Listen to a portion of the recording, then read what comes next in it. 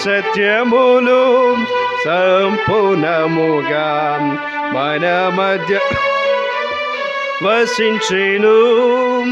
తండ్రి మహిమను తన సుతునిలో, తండ్రి మహిమను తన సుతునిలో మనమందరము చూచితిమి. ప్రభుని గృహము ఆయన మహిమతో పరిపూర్ణముగా నిండెను.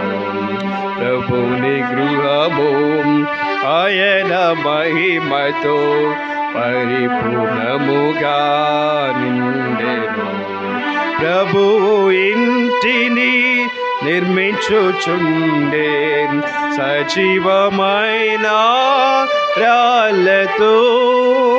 ప్రభువు ఇంటిని నిర్మించుచుండే సజీవమైన రాళ్ళతో. ఆయన మహిమ దాని యందుండా, ఆయన మహిమ దాని యందుండా తన సంకల్పమై ఉన్నది. ప్రభుని గృహము ఆయన మహిమతో పరిపూర్ణముగా నిండెను. ప్రభుని గృహము ఆయన మహిమతో పరిపూర్ణముగా నిండెను. శాంతిరాజు ఇల్లు కట్టుచున్నాడు, మానవస్తము అందుండదు.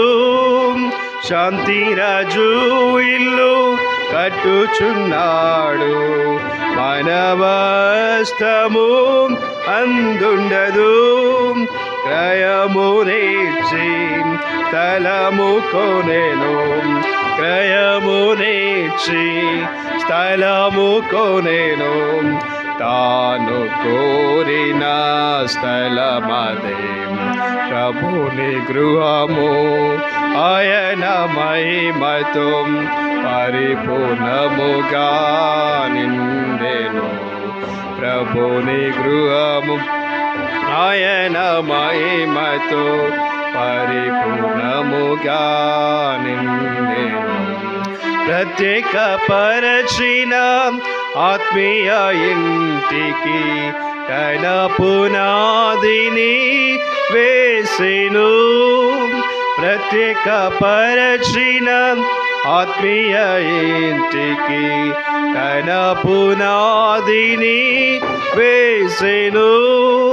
రక్షణ జీవిత సాక్ష్యము ద్వారా, రక్షణ జీవిత సాక్ష్యము ద్వారా ప్రభువే సర్వము చేసెను. ప్రభుని గృహము ఆయన మహిమతో పరిపూర్ణముగా నిండెను. ప్రభుని గృహము ఆయన మహిమతో పరిపూర్ణముగా నిండెను. సింహాసనముపై కూర్చున్న ప్రభువే అనగా దుఃఖిను శత్రువును. సింహాసనముపై కూర్చున్న ప్రభువే అనగా దుఃఖిను శత్రువును. సంపూర్ణ జయముతో ఆర్భటముతో, సంపూర్ణ జయముతో ఆర్భటముతో వెలిగించెను తన ఇంటిని. ప్రభుని గృహము ఆయన మహిమతో పరిపూర్ణముగా నిండెను. ప్రభుని గృహము ఆయన మహిమతో పరిపూర్ణముగా నిండెను. దేవుని ఇల్లు మోగించబడగా పైనుండి అగ్ని దిగివచ్చు. దేవుని ఇల్లు మోగించబడగా పైనుండి అగ్ని దిగి వచ్చు దయించబడును సర్వమలినము దయించబడును సర్వమలినము ఇంటిని మహిమతో నింపును ప్రభుని గృహము ఆయన మహిమతో పూర్ణముగా నిండెను ప్రభుని గృహము ఆయన మహిమతో పరిపూర్ణముగా నిండెను.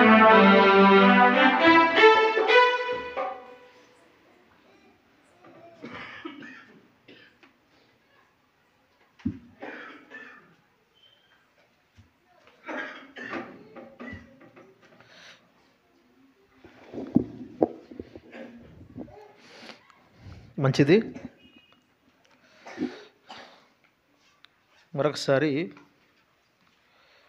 మరి బైబిల్ స్టడీ నిమిత్తమై హెబ్రీయులకు రాసిన పత్రిక 13వ అధ్యాయం. హెబ్రీయులకు రాసిన పత్రిక 13వ అధ్యాయము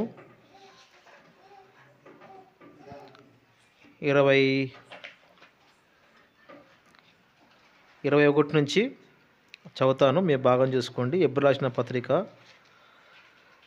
13వ అధ్యాయము 21 నుంచి చదువుతాను. మధ్యలో ఉంది.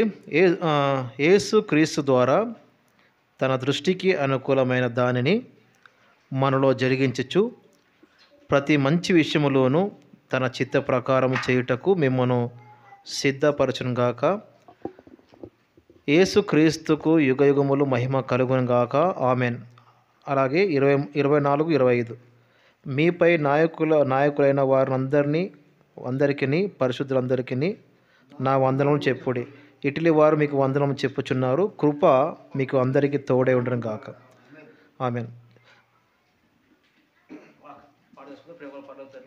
మరొకసారి ప్రభా యొక్క రాత్రికాల సేవలో ఇతరులకు పాటల ద్వారా, చక్కటి పాటల ద్వారా నీ యొక్క నామాన్ని మనం ప్రచురించే మహాకృపను బట్టి మీ పాదలకి ఎంతో వందనాలు ప్రభా. యొక్క మరి రాత్రికాల సేవలో హెబ్రీయులకు రాసిన పత్రిక 13వ అధ్యాయము చివరి వచనాలను ఆధారం చేసుకొని వాక్యాన్ని ధ్యానిస్తుండగా నన్ను జ్ఞాపకం చేసుకోండి. గ్రూప్లో మీ బిడ్డలతో ఏ విధంగా మాట్లాడాలో స్పష్టమైనటువంటి స్వరాలు దయచేయండి. మీ బిడ్డలకు కావాల్సినటువంటి మంచి వర్తమానము ప్రభా మరి విశ్వాసంలో ఎదగడానికి కావాల్సినటువంటి మాటలు వినిపించమని భావిస్తున్నాం. ప్రభావం చూపించమని సమస్తం చేతికి అప్పిస్తూ మరి వచ్చిన ప్రతి బిడ్డను బట్టి మీ పాదలకి ఎంతో వందనాలు. మరి వాతావరణం బట్టి స్వాధీనించుకోమని సమస్త చేతికి అప్పిస్తూ యేసుక్రీస్తు నామములో పాటిస్తాం తండ్రి. మంచిది. గత దినాల నుంచి హెబ్రీయులకు రాసిన పత్రిక 11వ అధ్యాయము, హెబ్రీయులకు రాసిన పత్రిక 12వ అధ్యాయము, హెబ్రీయులకు రాసిన పత్రిక 13వ అధ్యాయము ఆధారం చేసుకొని గత వారాల్లో ధ్యానిస్తూ వచ్చాం. కాబట్టి ఈరోజు హెబ్రీయులకు రాసిన పత్రిక గ్రంథాన్ని అనగా పత్రికను ఈరోజు మనం ముగిస్తున్నాం. కాబట్టి ఈ యొక్క గ్రంథాన్ని మనము ఈ యొక్క పత్రికను చాలా వారాల నుంచి ధ్యానిస్తూ వచ్చాము.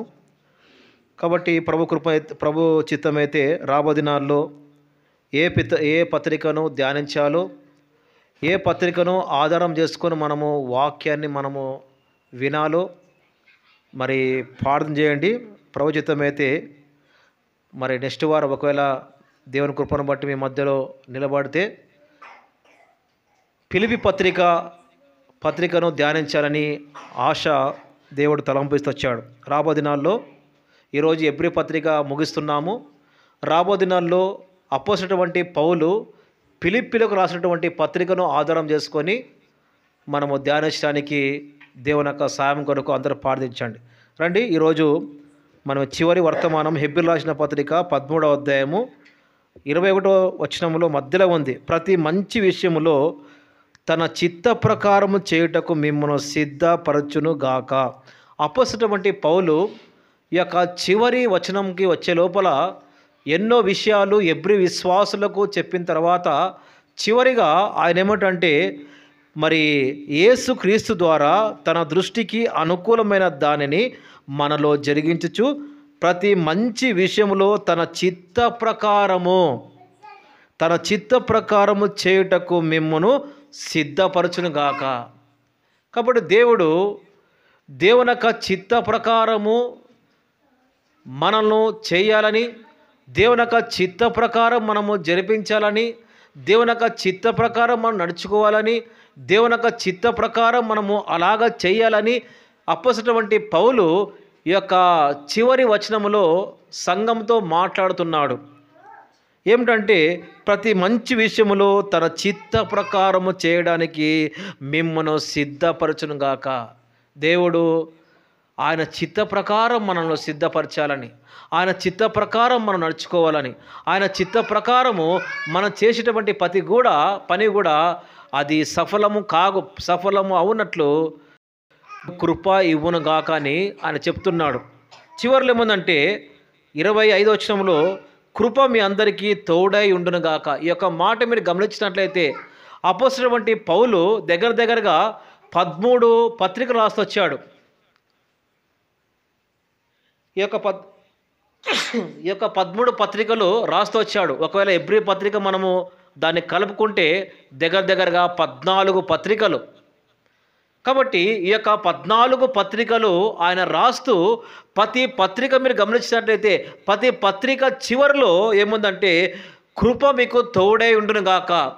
ప్రతి పత్రిక మీరు గమనించండి, చివరిలో కృప మీకు తోడై ఉండును గాక. ఈ యొక్క మాటతో ఆయన వస్తాడండి. ప్రతి పత్రిక ముగింపులో కృప మీకు తోడై ఉండును గాక. ఈ యొక్క 14 పత్రికల్లో అప్పొస్తలుడైనటువంటి పౌలు రాస్తూ కృప మీకు తోడై ఉండును గాక. ఎందుకు కృప మీకు తోడై ఉండును గాక అంటే ప్రతి పరిస్థితుల్లో కృప మనల్ని ఆదరించే విధంగా ఉంది. ప్రతి పరిస్థితుల్లో కృప మనకు తోడుగా ఉండాలి. ప్రతి పరిస్థితుల్లో కృప మనల్ని ఆదరించే విధంగా ఉండాలి. ఈ కృప ఎవరంటే దేవుడే.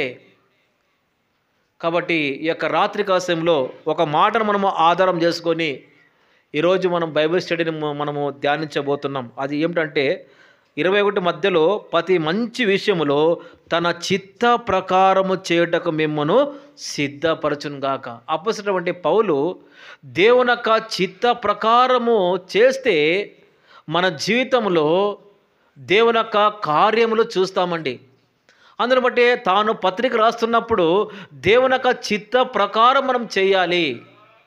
కాబట్టి మన జీవితంలో దేవుని యొక్క చిత్త ప్రకారము అది పనైనా అది ఏదైనా కానీ ఆయన చిత్త ప్రకారము మనం చేయడానికి నేర్చుకోవాలి. ఆయన చిత్త ప్రకారం మనం నడుచుకోవాలి. ఆయన చిత్త ప్రకారం మనం జీవించడానికి మనం ఉండాలి.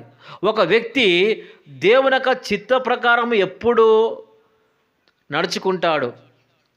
ఒక 4 విషయాలు కానీ 5 విషయాలు కానీ క్లుప్తంగా చూపించి మేము ముగిస్తాము. ఒక వ్యక్తి దేవుని యొక్క చిత్త ప్రకారం నడిపించబడాలంటే అతనిలో ఉన్నటువంటి సుగుణములు ఏమిటి? దేవుని యొక్క చిత్త ప్రకారం ఒక వ్యక్తి నడిపించబడాలంటే ఎటువంటి విషయాలలో ఆయన చిత్తము ప్రకారము జీవించాలి? అందును బట్టి రోమపత్రిక 12వ అధ్యాయము 2వ వచనం చదవండి ఎవరన్నా. రోమపత్రిక 12వ అధ్యాయము 2వ వచనము.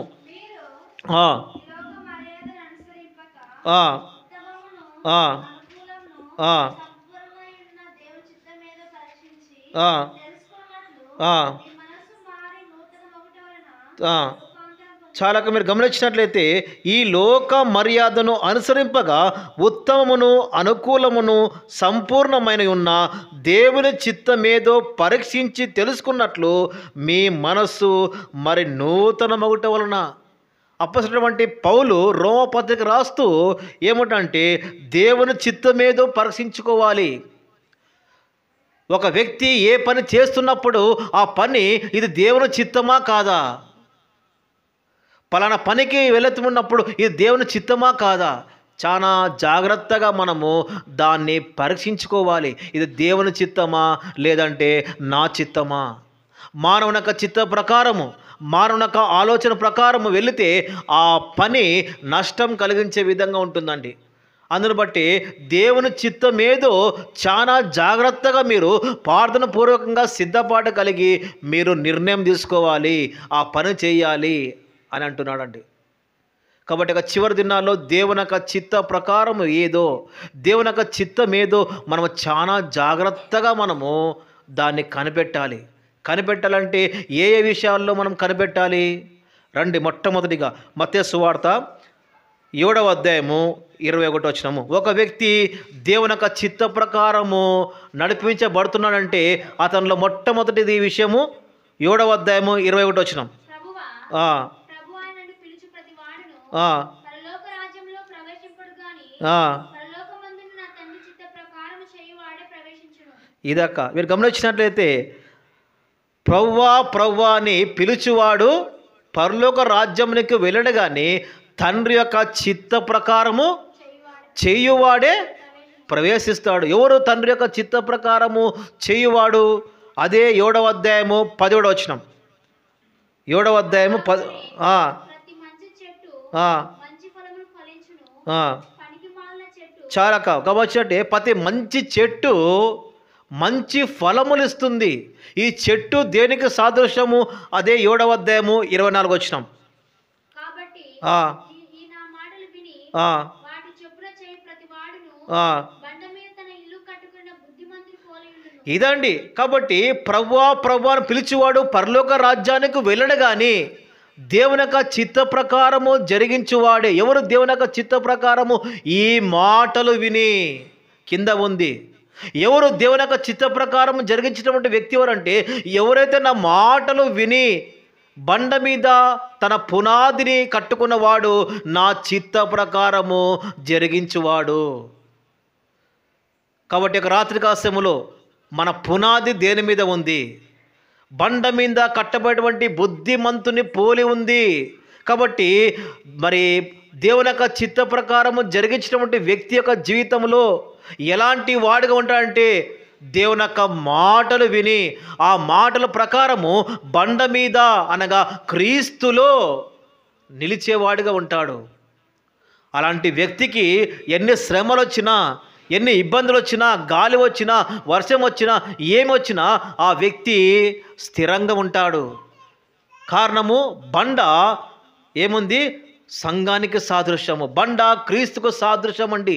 క్రీస్తులో ఒక వ్యక్తి నిలబడితే, క్రీస్తులో ఒక వ్యక్తి నిలిస్తే ఆ వ్యక్తి స్థిరంగా ఉంటాడు. గాలి వచ్చినా, వాన వచ్చినా, ఇబ్బంది వచ్చినా, ఇరుకు వచ్చినా, ఏమొచ్చినా కూడా ఈ యొక్క పునాది మాత్రము కదలదు. ఆ విశ్వాసి మాత్రము కదలడు. కానీ పునాది ఎక్కడ ఉంది? క్రీస్తులో ఉందండి.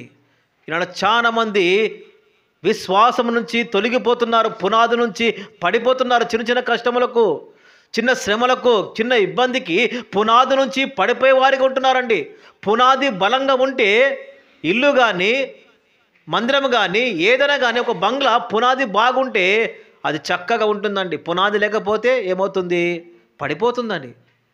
ఇక చివరి దినాల్లో విశ్వాస యొక్క పునాది క్రీస్తు అనగా బండ మీద.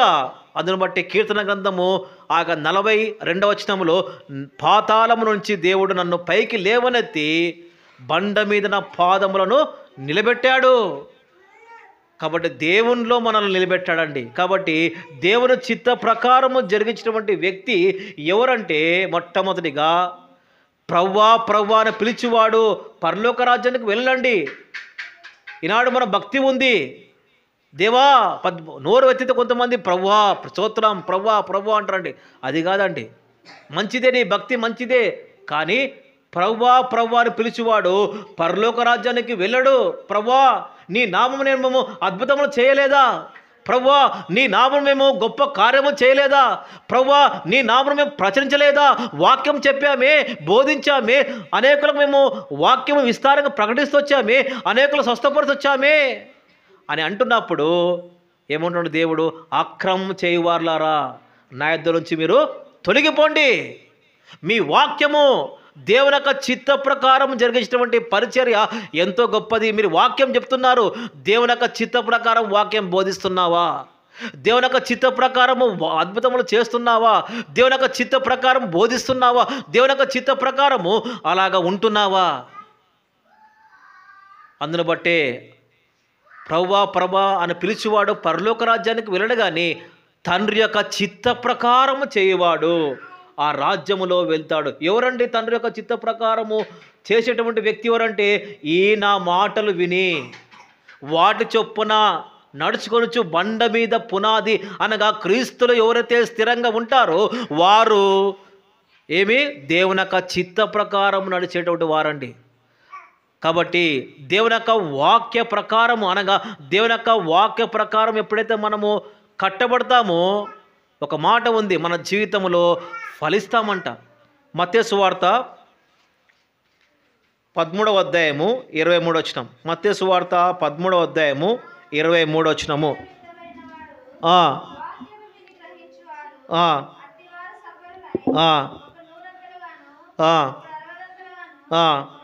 చాలా మీరు గమనించినట్లయితే ఎవరైతే దేవుని యొక్క వాక్యం విని క్రీస్తులో ఎవరైతే స్థిరంగా ఉంటారో అలాంటి వారి జీవితంలో జరిగేటువంటి గొప్ప ఆత్మీయ మేలు వారు ఫలిస్తారు.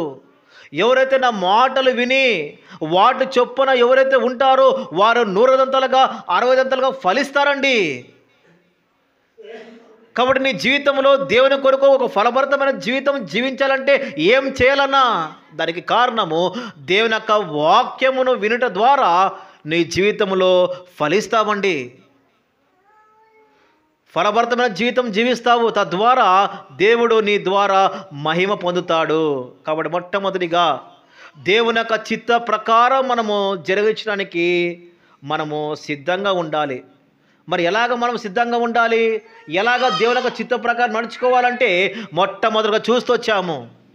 ఎవరైతే ఈ నా మాటలు విని వాటి చొప్పున బండ మీద కట్టబడినటువంటి బుద్ధిమంతుని, ఎవరు బుద్ధిమంతుడు అంటే ఎవరైతే వాక్యమును వింటారో ఆ వాక్య ప్రకారం వినేటువంటి వారు బండ మీద క్రీస్తులో సంఘములో నాటబడిన వారండి. వీళ్ళు దేవుని యొక్క చిత్త ప్రకారము జరిగించువారు, వీరు దేవుని యొక్క చిత్త ప్రకారము నడుచుకునేవారు. కాబట్టి ఈ యొక్క రాత్రికాల సమయంలో అపొస్తలుడైన పౌలు ఆ యొక్క హెబ్రీ విశ్వాసులకు చెప్తున్నాడు, చివరి దినాల్లో ఉంటున్నాము, దేవుని యొక్క చిత్త ప్రకారము మీరు నడుచుకోవాలండి. మరి ఎలాగ నడుచుకోవాలంటే ఆయన మాటలు విని, ఆ మాటలు విన్న తర్వాత ఏమవుతుంది, బండ మీద మీ పునాది స్థిరపడుతుంది. ఎప్పుడైతే బండ మీద మీరు మీ పునాది స్థిరపరచబడిన తర్వాత ఏమవుతుందంటే ఫలిస్తారండి. ఇది మొట్టమొదటిది. రెండవది దేవుని యొక్క చిత్త ప్రకారము ఒక వ్యక్తి నడిపించబడాలంటే రెండవ కార్యము. మరి రండి, 1 తెస్సలోనిక పత్రిక 4వ అధ్యాయము 3వ వచనం. 1 తెస్సలోనిక పత్రిక 4వ అధ్యాయము 3వ వచనం.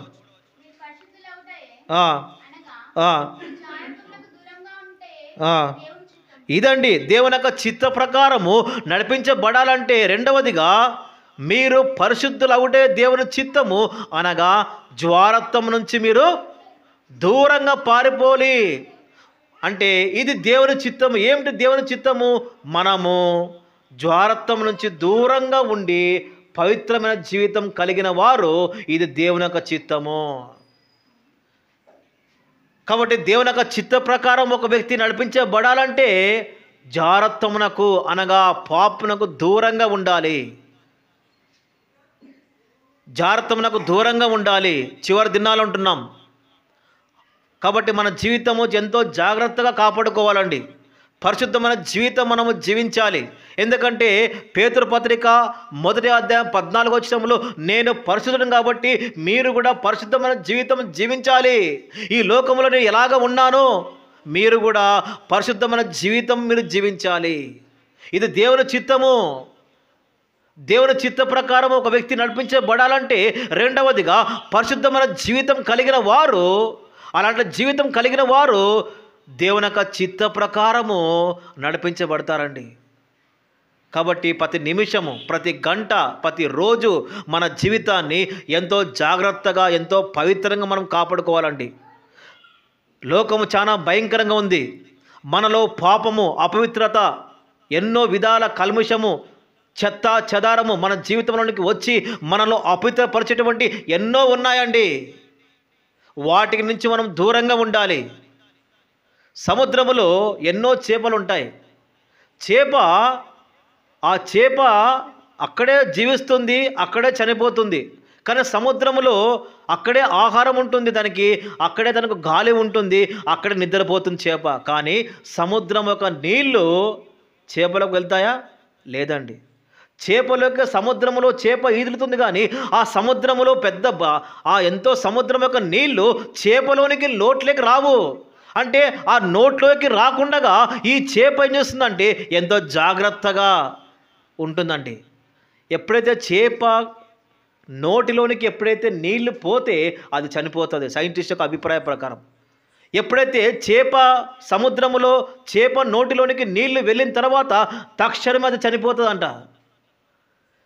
కాబట్టి మన జీవితంలో చేప మాదిరిగా ఈ లోకంలో చేప సముద్రములో జీవిస్తుంది, చేప సముద్రములో గాలి పీలుస్తుంది, చేప సముద్రములో పడుకుంటుంది, చేప సముద్రములో తన ఉన్న దినాలు సముద్రంలోనే ఉంటుంది, కానీ సముద్రపు నీళ్లు మాత్రము తాను తీసుకోదండి.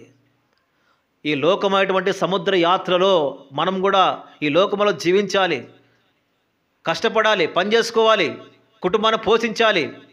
అలాగే ఈ యొక్క భయంకరమైనటువంటి లోకములో మనం ఎంతో పవిత్రమైన జీవితం మనము జీవించాలండి. మన ఆలోచనలు, మన హృదయము, మన మాటలు, ప్రతి విషయంలో ఎంతో పవిత్రంగా మనము జీవించాలండి. అపవిత్రపరిచేటువంటి దృశ్యాలు, అపవిత్రపరిచేటువంటి మాటలు, అపవిత్రపరిచేటువంటి ఎన్నో మన చుట్టుపక్కల ప్రాంతంలో ఎన్నో ఉన్నాయి. మనలో అపవిత్రపరచడానికి అపవాది ఎన్నో విధాలుగా వాడు మాయాలోకమును వలయిస్తుంటాడండి.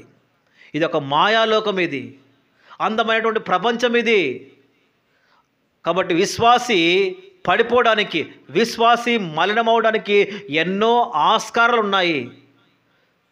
మరి ఎలాగన్నా నా జీవితంలో పవిత్రంగా జీవించాలంటే ఏం చేయాలి? అనేక సార్లు అవ్వాల కావడం లేదు.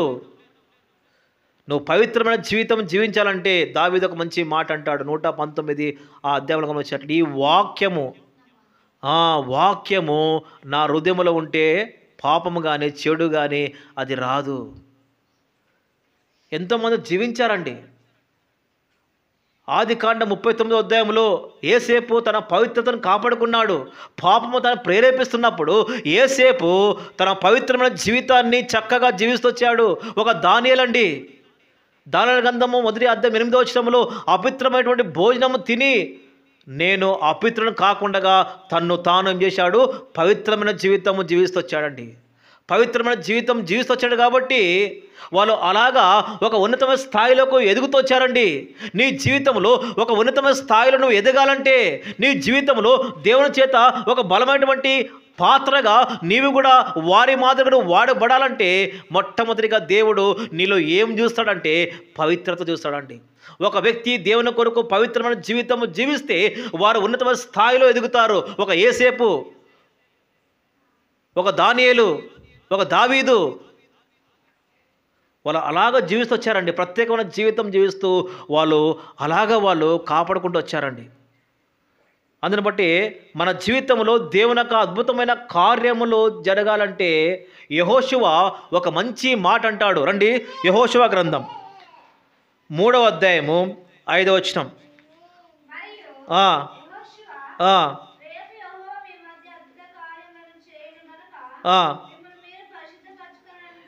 ఇదండి యెహోషువ ఇశ్రాయేలు ప్రజలతో అంటున్నాడు, ఓ ఇశ్రాయేలు ప్రజలారా, దేవుడు రేపు ఈ సమయంలో మీ మధ్య అద్భుతమైన కార్యములు చేయబోతున్నాడు. కానీ మీరు ఇప్పుడు ఏం చేయాలి? ఏం చేయాలి? చదవక మిమ్మల్ని మీరే పరిశుద్ధపరచుకోవాలి. రేపు దేవుడు మీ జీవితంలో, మీ కుటుంబంలో ఒక అద్భుతమైన కార్యము చేయబోతున్నాడు కాబట్టి అలా జరగాలంటే మొట్టమొదటిగా మిమ్మల్ని మీరే పవిత్రపరచుకోవాలి, మిమ్మల్ని మీరే పరిశుద్ధపరచుకోవాలి. కాబట్టి మీరు వెళ్ళండి, ఏవి అపవిత్రపరచబడుతున్నాయో అవన్నీ దేవుని యొక్క సన్నిధానంలో కడుక్కోండి, ఒప్పుకోండి, విడిచిపెట్టండి. రేపు పవిత్రమైనటువంటి జీవితం కలిగిన వారి జీవితాలలో దేవుడు ఒక అద్భుతమైన కార్యములో దేవుడు చూస్తాడు. ఎందుకు మన జీవితంలో కుటుంబ పరంగా కానీ, వ్యక్తిగతం పరంగా కానీ, సంఘపరంగా కానీ ఎందుకు దేవుని యొక్క అద్భుతమైన కార్యములు మన జీవితంలో జరగలేకపోతున్నాయి? మన తోటివారు, మన పొరుగువారు వారు ఉన్నతమైన స్థాయిలోకి ఎదుగుతున్నారండి. మన ఇంటి పక్కల వాళ్ళ పిల్లలకు మంచి ఉద్యోగాలు వస్తున్నాయి, మేడల మీద మేడలు కడుతున్నారు, వాళ్ళు మంచిగా ఎదుగుతున్నారు. ఎందుకు? దేవునికి అద్భుతమైన కార్యములు మన జీవితంలో కుటుంబపరంగా సంఘపరంగా జరగడం లేదు. కారణం తెలుసా? మిమ్మల్ని మీరే పరిశుద్ధమైన జీవితం కలిగి ఉంటే దేవునికి అద్భుతమైన కార్యములు అక్కడ జరుగుతాయి. నీ జీవితంలో, నీ కుటుంబంలో, సంఘంలో ఒకవేళ జరగలేకపోవడానికి కారణము ఏదైనా ఒక అపిత్రత ఉందేమో చూసుకో. ఏదైనా ఒక మలినము, దేవునికి నచ్చనిది, దేవునికి విరోధమైనది, దేవునికి అది ఏదైనా కానీ నీ జీవితంలో ఉంటే దాన్ని తీసివేసుకో. దాన్ని తీసుకువేసేంత వరకు దేవుడు ఎప్పుడు కూడా జోక్యం చేసుకోడు. కాబట్టి రెండవదిగా దేవుని యొక్క చిత్త ప్రకారము ఒక వ్యక్తి నడిపించబడాలంటే రెండవదిగా జారత్వం నుంచి నువ్వు దూరంగా వెళ్ళి ఏం చేయాలి? పవిత్రమైన జీవితము. కాబట్టి పరిశుద్ధులగుటయే ఇది దేవుని చిత్తము. ఏం దేవుని చిత్తము? ఒక వ్యక్తి దేవుని కొరకు పరిశుద్ధమైన జీవితం కలిగి ఉండుట దేవుని చిత్తం అండి. ఇది రెండవది. మూడవదిగా దేవుని చిత్త ప్రకారం ఒక వ్యక్తి ఏ విధంగా నడిపించబడతాడో యోహాను సువార్త 6వ అధ్యాయం. యోహాను సువార్త 6వ అధ్యాయం 39వ వచనం. యోహాను సువార్త 6వ అధ్యాయం నాకు అనుగ్రహించిన దాని అంతటిలో ఆ, నేనేమియు పోగొట్టుకొనక ఆ, అంత్యదినమున దాని లేపుటయే. అదేనాక 6వ అధ్యాయం 39. ఆ, అదే నా తండ్రి చిత్త మాట ఉంటారు. చదువు. ఆ, ఆయన యందు విశ్వాసముంచు ప్రతి వాడును ఆ, నిత్యజీవం పొందుటయే నా తండ్రి చిత్తము. ఆ, అంత్యదినమున నేను వారిని లేపుదును. ఆ. 6వ అధ్యాయము మత్తయి సువార్త 6వ అధ్యాయము క్షమించండి యోహాను సువార్త 6వ అధ్యాయము 39వ వచనం.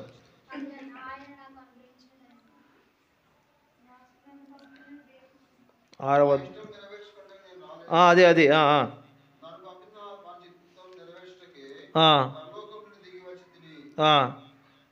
ఎంత అది నంబర్ 38. అది నా ఇష్టము నెరవేర్చుటకు నేను రాలేదు, నన్ను పంపిన వాని చిత్తము నెరవేర్చుటకు నేను వచ్చి తిని.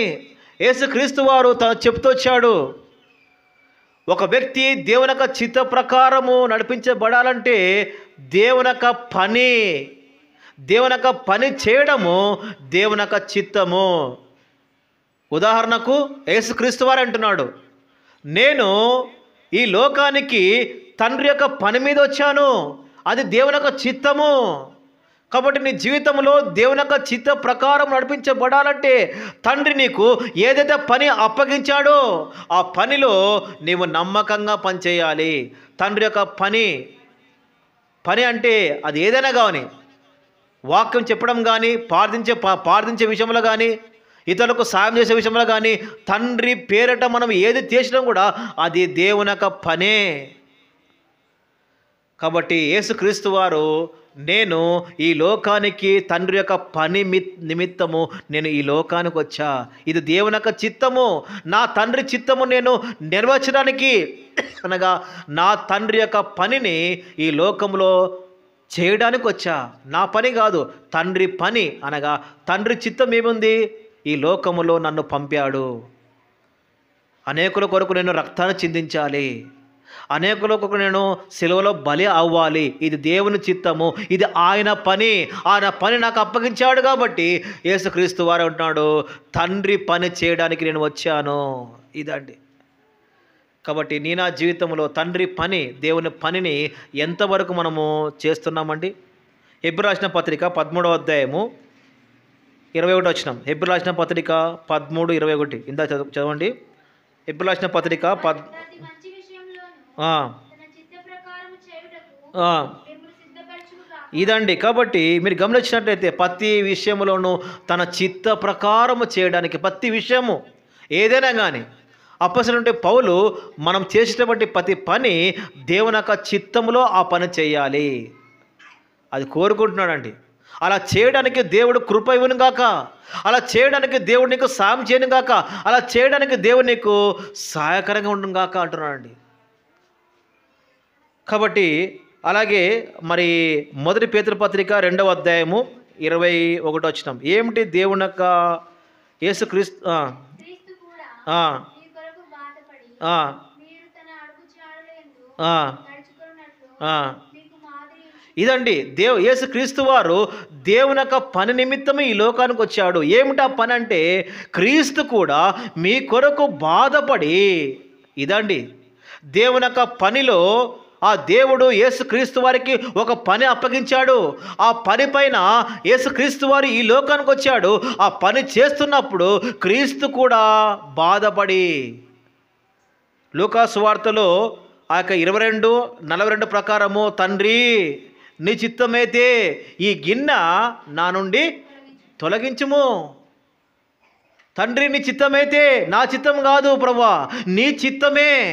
దేవుని యొక్క చిత్తములో ఆ కుమారుడు బాధపడుతున్నాడు. దేవుని యొక్క చిత్తములో అనగా దేవుని యొక్క చిత్త ప్రకారము ఆ పనిలో తాను ఉంటున్నప్పుడు క్రీస్తు, తండ్రి నీ చిత్తమైతే ఈ గిన్నె అనగా ఈ శ్రమ, ఈ బాధ ఒకవేళ దూరపరుస్తావా, కానీ నా చిత్తం ప్రకారం కాదు, నీ పని కొరకు నేను చేస్తున్నా, ఇది నాకు పని అప్పగించావు కాబట్టి నేను దీన్ని ఓర్చుకుంటా, అనుభవిస్తా. క్రీస్తు మీ కొరకు బాధపడ్డాడండి. ఆయన ఏడుస్తొచ్చాడు. ఆయన కన్నీటి యొక్క బాధ, కన్నీటి యొక్క చుక్క రక్తం వలె గెస్తమైనటువంటి తోటలో ఆయన ఏడుస్తున్నప్పుడు, ఆయన బాధపడుతున్నప్పుడు ఆయన కన్నీళ్ళు రక్తం బిందువుల వలె కారినాయంట అండి. కాబట్టి రెండవదిగా దేవుని యొక్క చిత్త ప్రకారము ఒక వ్యక్తి ఎలాగా ఉండాలంటే యేసుక్రీస్తు వారు మనకు మాదిరిగా ఉంటూ వచ్చాడండి. తండ్రి నీ పని మీద నేను ఈ లోకానికి వచ్చా, ఇది దేవుని యొక్క చిత్తము, నా చిత్తము కాదు. కాబట్టి మన జీవితంలో ఏమిటా మనము ఆ పని, దేవుని యొక్క పని అనేది ఎన్నో విధాలుగా ఉందండి. పరిచర్య ఎన్నో విధాలుగా ఉంది. దేవుని యొక్క పని ఇతరులకు వాక్యం చెప్పడం, ఇతరులకు సహాయం చేయడం. మీరు గమనించినట్టే మత్తయి సువార్తలో 25వ అధ్యాయంలో కుడివైపు ఉన్నటువంటి వారిని బలా నమ్మకమైనటువంటి మంచు దాసుడా, నేను ఆకలిగుంటిని, మీరు నాకు ఆహారం పెట్టారు, నేను దప్పిగుంటిని, మీరు నాకు నీళ్ళు ఇచ్చారు, నేను దిగంబరగా ఉంటిని, మీరు నాకు బట్టలు ఇచ్చారు, నేను రోగిగా ఉంటిని, మీరు నాకు దుప్పట్లు ఇచ్చారు. ప్రభువా మేము ఎప్పుడు చేశాం ప్రభు అన్నప్పుడు, నా పేరిట ఒక నీళ్లు కానీ, నా పేరిట ఒకరికి అన్నం పెట్టడం కానీ, నా పేరిట ఒకరికి అంగీ కానీ, దుస్తులు కనిస్తే అది నాకు చేసినట్లే. ఇదండి దేవుని పని. దేవుని యొక్క పేరిట, దేవుని యొక్క నామములో అది ఏ పని చేసినా తండ్రి యొక్క పని, అది దేవుని యొక్క చిత్తము. రండి మనం ముగించడానికి ప్రయత్నిస్తాము. 4వదిగా దేవుని యొక్క చిత్త ప్రకారము ఒక వ్యక్తి నడిపించబడాలంటే 4వదిగా ఎఫెసీ పత్రిక 6వ అధ్యాయము 6-7. ఎఫెసీ పత్రిక 6వ అధ్యాయము 6-7. మనుషులను సంతోషపెట్టువారు చేయునట్లు కంటికి కనబడుటకే కాక క్రీస్తు దాసుమని ఎరిగి దేవుని చిత్తమును అనుకూలంగా జరిగించుచు మనుషులకు చేసినట్టు కాక ప్రభువులకు చేసినట్టే ఇష్టపూర్వకముగా సేవ చేయుడి. ఇదండి 4వదిగా మరి దేవుని యొక్క చిత్తం అంటే ఏమిటంటే దేవునికి ఇష్టపూర్వకంగా సేవ చేయడము. మనుషులు కాదు, దేవునికి ఇష్టపూర్వకంగా సేవ చేయడమే దేవుని యొక్క చిత్తము.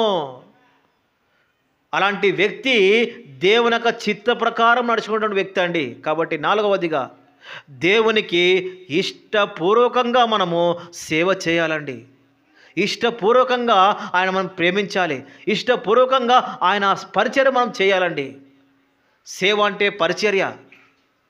కాబట్టి పరిచర్య దేవుడు ఎన్నో విధాలుగా మనకు అప్పగించాడు. పరిచర్య అనేది నానా రకంగా ఉంటుందండి. ఆ పరిచర్యలో మనము ఏం చేయాలి? ఇష్టపూర్వకంగా ఆ పరిచర్యను మనము చేయాలండి. వాక్యం చెప్పే విషయంలో కానీ ఇష్టపూర్వకంగా, పాటలు పాడే విషయంలో ఇష్టపూర్వకంగా, ఒక కరపత్ర ఇచ్చే విషయంలో ఇష్టపూర్వకంగా, దేవుని యొక్క మందిరంలో పనిచేసే విషయం ఇష్టపూర్వకంగా, ప్రీతికరమైనటువంటి సేవ చేయాలండి. కాబట్టి దేవుని కొరకు ఇష్టపూర్వకంగా మనం సేవ చేయాలి. మనసు కొరకు కాదు.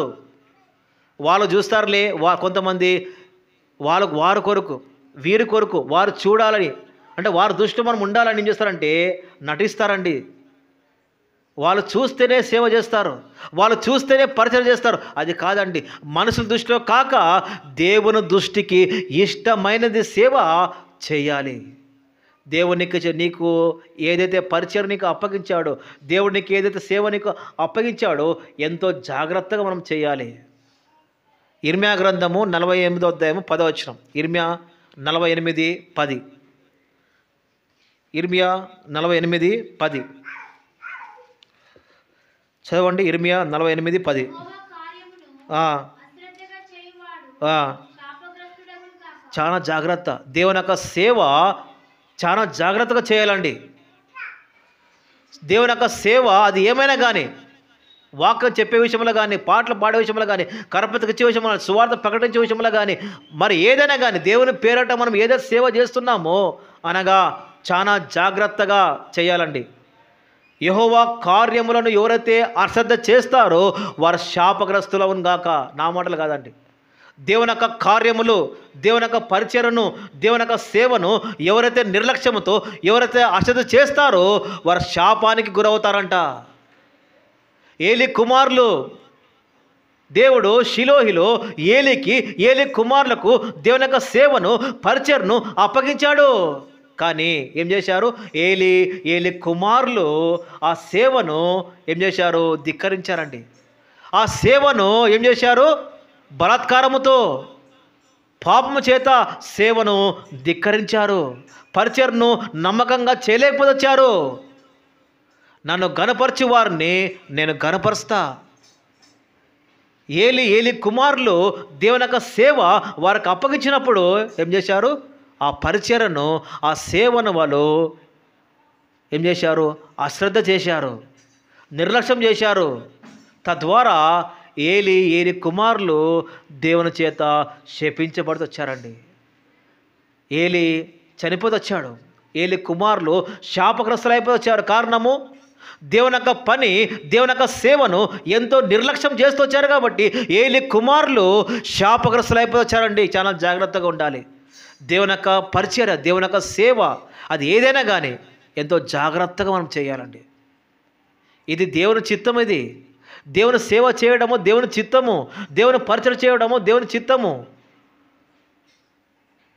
కాబట్టి ముగించే ముందు మరొకసారి మరి చివరిగా ఐదవదిగా మొదటి సమూయేలు గ్రంథము 13వ అధ్యాయం.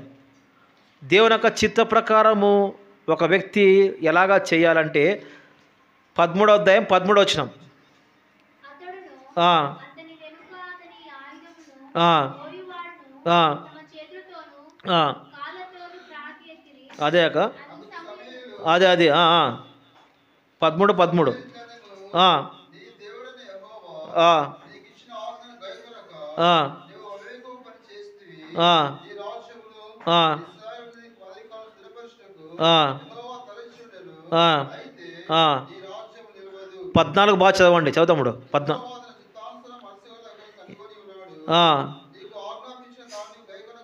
చాలండి. మీరు గమనించినట్లయితే ఐదవదిగా ఈ యొక్క సమూయేలు గ్రంథము 13వ అధ్యాయము 13, 14 2 వచనాలు గమనిస్తే ఎందుకు ఏముందంటే నీవు నా ఆజ్ఞను గైకొనకపోతివి.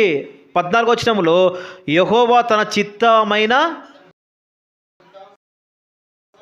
ఎన్నుకున్నాడు. అంటే ఒక వ్యక్తిని దేవుడు ఏర్పాటు చేసుకున్నాడు, దావీదును. అంటే యెహోవా తన చిత్తానుసారమైన మనస్సు గల మనుష్యుడు ఏ విధంగా ఉంటాడంటే దేవుని యొక్క ఆజ్ఞను గైకొంటాడు. దేవుని యొక్క చిత్తానుసారమైన మనుష్యుడు ఎప్పుడు దేవుని యొక్క ఆజ్ఞను గైకొంటాడు, దేవుని యొక్క మాటకు లోబడతాడండి. ఇలాంటి వ్యక్తి దేవుని యొక్క చిత్త ప్రకారము నడుచుకోవడం వంటి వ్యక్తి అండి. ఇక్కడ సౌలు దేవుని యొక్క ఆజ్ఞను ధిక్కరించాడు, దేవుని యొక్క మాటకు లోబడలేకపోతే వచ్చాడు. అందుని బట్టి దేవుడు నా చిత్తానుసారమైన మనుషుని నేను కనుగొని ఉన్నా, అతడు దావీదు. దేవుని చిత్తానుసారమైన మనస్సు ఎవరంటే దావీదే. దేవుని చిత్తానుసారంగా మనం జీవించాలంటే ఎవరైతే దేవుని యొక్క ఆజ్ఞకు లోబడతారో, ఎవరైతే దేవుని యొక్క మాటకు విధేయత చూపిస్తారో అలాంటి వారు దేవుని యొక్క చిత్తానుసారమైన మనస్సు గల వారండి. 15వ అధ్యాయము మొదటి సమూయేలు గ్రంథం 15వ అధ్యాయము 21 వచనం 22 వచనం. అందుకు సమూయేలు ఆ, తాను సెలవిచ్చిన ఆజ్ఞను ఆ, ఒకడు గైకొనుట వలన ఆ, యెహోవా సంతోషించినట్లు ఆ, ఒకడు దహన బలులను ఆ, బలులను ఆ, అర్పించుట వలన ఆ, ఆయన సంతోషించునా? ఆ, ఆలోచించుము. ఆ, బలులు అర్పించుట కంటే ఆ. ఆజ్ఞలు గైకొనుటయు చాలా మీరు గమనించినట్లయితే బలులు అర్పించుట కంటే ఆజ్ఞ గైకొనుట శ్రేష్టము అనగా దేవుని యొక్క ఆజ్ఞను ఎవరైతే విధేయత చూపిస్తారో, ఎవరైతే దేవుని యొక్క మాట వింటారో అలాంటి వారు అంటే దేవునికి ఇష్టము. అలాంటి వారు దేవుని యొక్క చిత్తమైనటువంటి మనసు గలవారండి. సౌలు ఆ విధంగా చేయలేకపోతే వచ్చాడు. దావీదు, నువ్వు పాపం చేశావు, ఆ వ్యక్తివి నువ్వైనప్పుడు దేవుని యొక్క మాటను విధేయత చూపించాడు, దేవుని యొక్క మాటకు లోబడుతొచ్చాడు దావీదు. అందును బట్టి యెహోవా తన చిత్తానుసార మనుషుణ్ణి కనుగొన్నాడు. ఎవరంటే దావీదు. దావీదు దేవుని యొక్క ఆజ్ఞకు లోబడేటువంటి వ్యక్తి, దేవుని యొక్క మాటకు విధేయత చూపించిన వ్యక్తి. నీతిమంతులు నన్ను కొట్టుట తైలాభిషేకము, దైవ సేవకులను గద్దించుట నాకు తైలాభిషేకం ఉంటున్నాడండి. కాబట్టి ఈ యొక్క చివరి దినాల్లో ముగించే ముందు హెబ్రీ రాసిన పత్రిక 13వ అధ్యాయము ఆ యొక్క 21 వచనములో యేసుక్రీస్తు చిత్త ప్రకారము మీరు జరిగించడానికి దేవుడు అలాగ నడుచుకోవడానికి దేవుడు మిమ్మల్ని సిద్ధపరచును గాక అని సంఘానికి దేవుడు అనగా పౌలు హెచ్చరిస్తున్నాడు. ఓ హెబ్రీ విశ్వాసులారా, చివరిగా ఈ యొక్క పత్రిస్తున్నా, చివరిగా నేను ఈ యొక్క పత్రిక ద్వారా ఒక మంచి మాటతో మిమ్మల్ని ప్రోత్సాహకరమైన మాట చెప్తున్నా. దేవుని యొక్క చిత్త ప్రకారం మీరు నడుచుకోవాలి. దేవుని యొక్క చిత్త ప్రకారం మీరు అలాగ ఉండడానికి దేవుడు కృప ఇవ్వనుగాక. కాబట్టి దేవుని యొక్క చిత్త ప్రకారం అంటే మనం చూస్తూ వచ్చాము. కాబట్టి మొట్టమొదటిగా తండ్రి యొక్క చిత్తము ఎవరు చేస్తారంటే దేవుని యొక్క మాటలు విని బండ మీద అనగా క్రీస్తులో నిలిచేవారు దేవుని యొక్క చిత్త ప్రకారము నడిచేటువంటి వ్యక్తి అండి.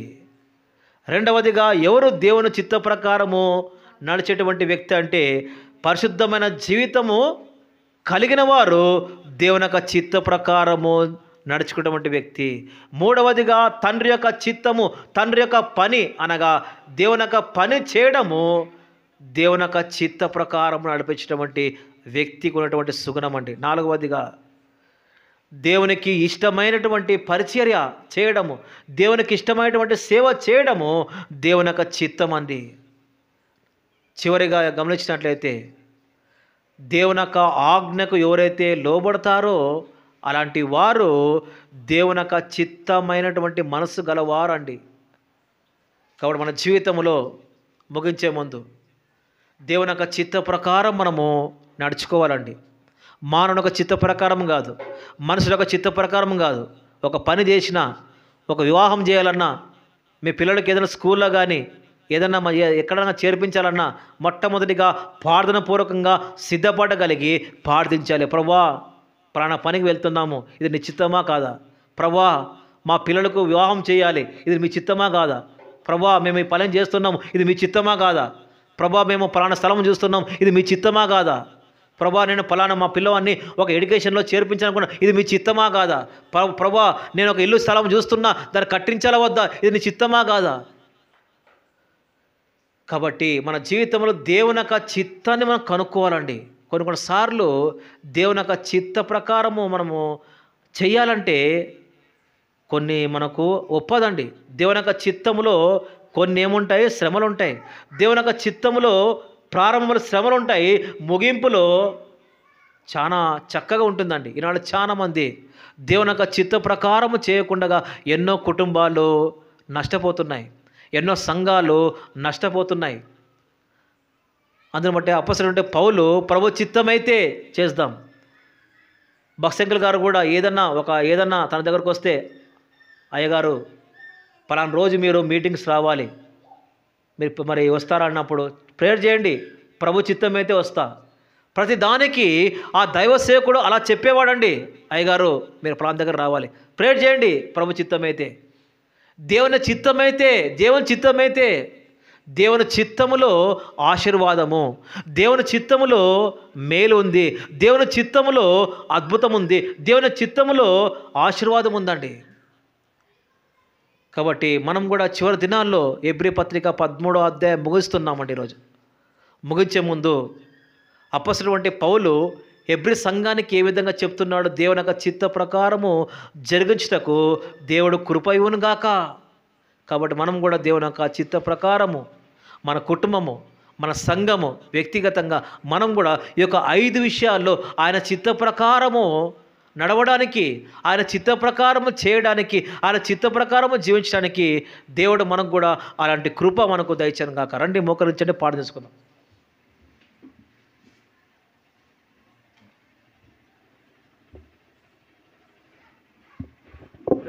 తండ్రి,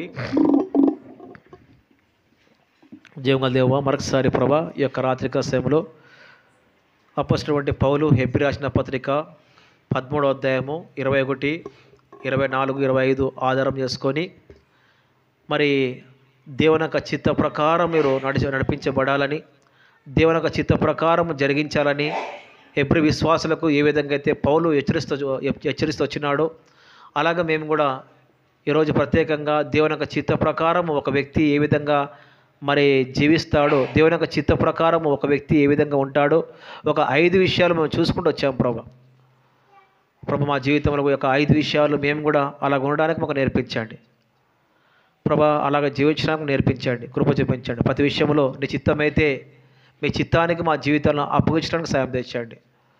మీ చిత్తానికి మా కుటుంబాలను, మా సంఘాన్ని ప్రతి విషయంలో ప్రభా మీ చిత్త ప్రకారం మేము నడిపించమని పాడిస్తున్నాం ప్రభా. కృప చూపించండి. మా చిత్తం కాదు ప్రభా, మీ చిత్తమే మా జీవితాల్లో జరిగించాలి. అది మాకు మేలు, అది మాకు ఆశీర్వాదము, అది మాకు అద్భుతం ప్రభా.